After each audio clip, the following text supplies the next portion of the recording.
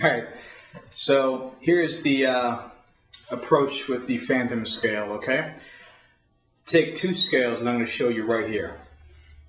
Scale 1 being G major.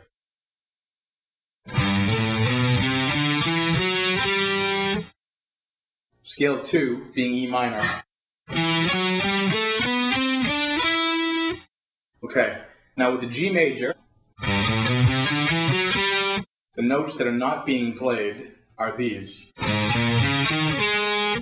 There are 5 notes that are not being played. A major scale has 7 notes, and a minor scale has 7 notes.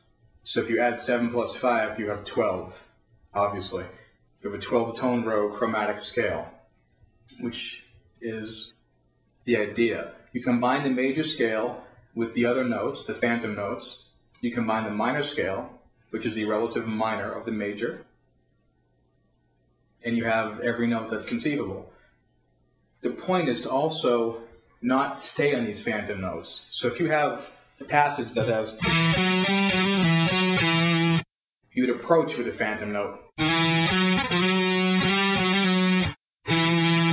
So you have, but,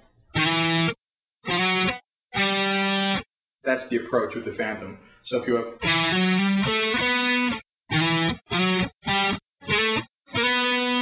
you slide in via half step from below into the targeted pitch, which is in key. You don't want to hang on to that note because it sounds pretty awful if you hang on to it. But the approach is with the half step in, half step out approach. From time to time, if you may like that as well. Meaning if you have a passage where it goes, you play something like,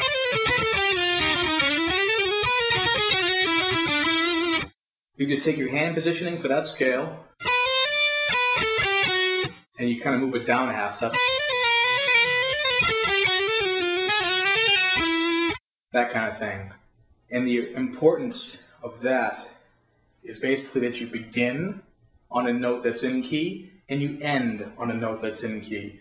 Because if you end on a note that's out of key, it sounds pretty horrible, okay? So your focus is to use 90% of your playing in key, in pitch, okay? And then use those phantom notes from time to time to slide off of, just to kind of move in and go out, okay? So that's the approach. You have the E minor scale, and the phantom scale for E minor, because those are the notes that are not being used. You could go like this also, you know, but this is the octave. Coincidentally, what ends up happening, this phantom note is from harmonica minor. That phantom note is from Phrygian. That's another phantom note. Here's your flat 5, which is from your Locrian or your blues scale. Here's your major 6 phantom note, which is from Dorian.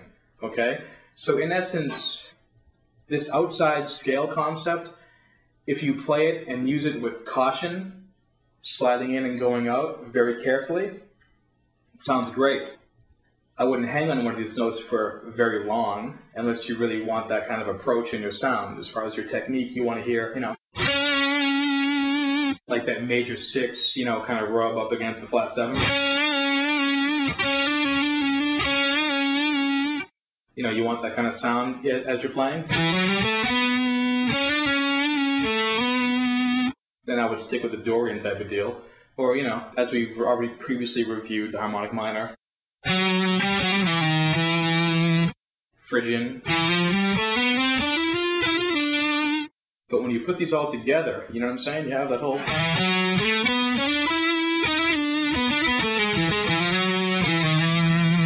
This phantom note is the major third, by the way. So you have harmonic minor, Phrygian, major third, which is from the Mixo blues scale, flat 5 from your Locrian modal scale, or your blues scale as well, your Mixo blues scale, your major 6, which is your Dorian note. So each one of these phantom notes has a significance on their own.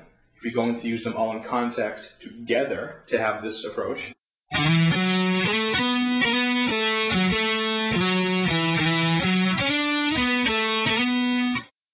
then you want to just use them sparingly, okay? But selectively alone, they sound pretty dope as well, okay? All right, see you in the next lesson.